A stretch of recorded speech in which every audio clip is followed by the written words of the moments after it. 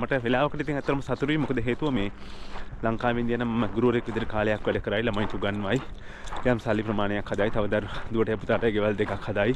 ගොඩක් දේවල් කරයි. හැබැයි මේ මට අහිමි වෙන දේවල් ටිකක් එනවා. ඒ කියන්නේ මට නිදහස් මිනිහෙක් වශයෙන් ලෝකෙ දකින්න යන්න, එළියට යන්න, ලෝකේ රටවල් කොයි වගේද, හිම තියෙන රටවල් කොයි වගේද, සංස්කෘතීන් මොන වගේද, අධ්‍යාපනයන් මොන වගේද, තව වෙනස් අධ්‍යාපන අවස්ථා ලබන්න. ඉතින් මම මෙහි ඇවිල්ලා අතරම යුනිවර්සිටි එක ස්ටඩි කරා තම්ක එකේ.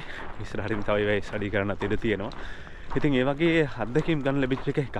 අනිත් එක යුරෝපයට හැම දෙන්න දේ තමයි අර ලංකාවේදී මම ගුරුවරයෙක්, විශේෂයෙන්ම දැන් මගේ බිරිඳත් ගුරුවරියක්. ඉතින් එහෙම කියලා අපි යම්කිසි රාමුවක හිර වෙලා හිටියා.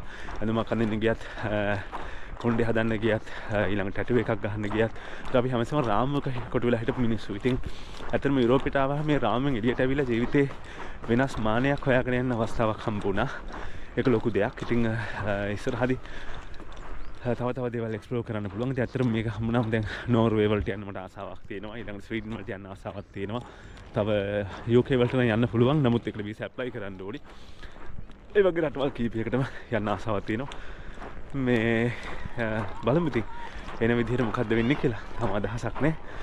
මේ නමුත් ඉතින් ජීවිතය කියන එක අවිනිශ්චිතයි. නමුත් එන විදිහට මුණ දීගෙන යන්නයි තියෙන්නේ. ඉතින් ඔයගොල්ලන්ගේ කතාවල් ඇති. ඔයගොල්ලෝ සමහරට මේක බලන කට්ටිය ෆින්ලන්තේ ඉන්න කට්ටිය ඇති. ෆින්ලන්තේ බලන් ඉන්න කට්ටිය ඇති. නැත්නම් ෆින්ලන්තේ කිසිම අදහසක් නැතුව මගේ මේ වයිබ් එකට කැමති නිසා නේද? එහෙමත් බලන කට්ටිය ඉන්නවනේ. එහෙම හිතවතුන්ට ඇති. ඉතින් කොහොම වුණත් අවසානයේදී ඉතින් මම විශ්වාස කරන්නේ මේ දැන් මට අවුරුදු 40ක් වෙනවනේ.